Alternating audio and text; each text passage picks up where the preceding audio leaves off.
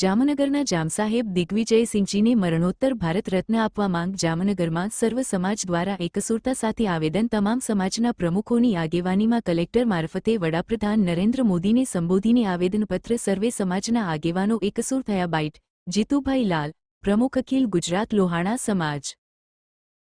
આજરોજ જામનગર જિલ્લા collector Shri through માનનીય વડાપ્રધાન શ્રી નરેન્દ્રભાઈ મોદી સાહેબને સમસ્ત હાલારના અલગ અલગ સમાજોના હોદ્દેદારો અને પ્રતિનિધિઓ સાથે મળી અને આવેદનપત્ર આપવામાં આવેલું છે રજૂઆત માટે કે ભૂતકાળમાં જ્યારે દેશ આઝાદ થયો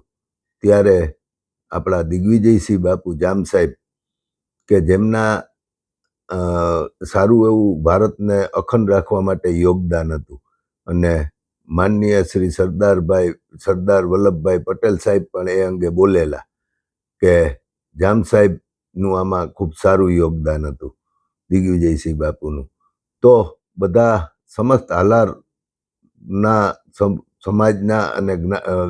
લોકોનું એવી લાગણી છે કે એમને મરણોત્તર ભારત રત્ન એવોર્ડ આપવો જોઈએ એવી કલેક્ટર થ્રુ